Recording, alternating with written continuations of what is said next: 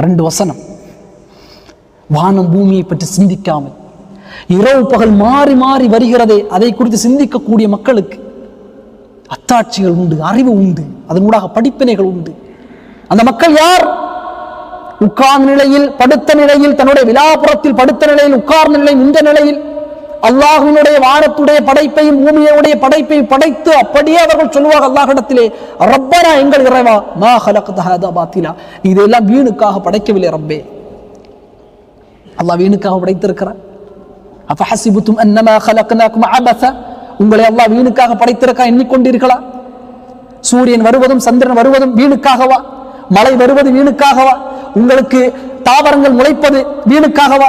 அல்லாஹ் சொல்கிறான், அல்லதி خلق السبع السماوات طباقا. அந்த ரப்பு யார் தெரியுமா? வானத்தை 7ஆக திபாக்கா 7 தகடுகளாக அல்லாஹ் படைத்திருக்கிறானே. மா தரா ஃபீ خلق الرحمن من تفاؤت. நபியே, உன்னுடைய ரஹ்மானுடைய இந்த படைப்பில் ஏதாவது குறைபாடுகள் இருக்கிறதா? ஃபர்ஜில் பஸர், உங்களுடைய பார்வையை வானத்தை நோக்கி பாருங்கள். ஹல் தரா மின் ஃபுதூர், ஏதாவது குறைபாடுகள் வானத்தில் இருக்கிறதா என்பதை பார். அல்லாஹ் சொல்கிறான் நபியை பார்த்து.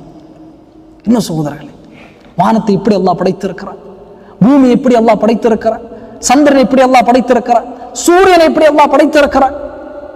வன்சல்னா மினல் முஅஸிராத்தி மாஅன் ஸஜ்ஜாஜா, தொடர்ச்சியாக பொழியக்கூடிய மழையை அல்லாஹ் இறக்கிறான். அதிலிருந்து அல்லாஹ் தாவரங்களையும் தானியங்களையும் செடிகளையும் அல்லாஹ் முளைக்கச் செய்கிறான். குர்ஆன் இந்த உலகத்தில் ஒரு வேதம் மட்டும்தான் வானங்களை பற்றி, பூமியை பற்றி, சந்திரனை பற்றி, சூரியனை பற்றி, மனிதனை பற்றி, அஃபலா துப்சிரூன், நீ சிந்தி, உன்னை பார், உன் கண் எப்படி படைக்கப்பட்டிருக்கிறது, உன் உடல் எப்படி படைக்கப்பட்டிருக்கிறது.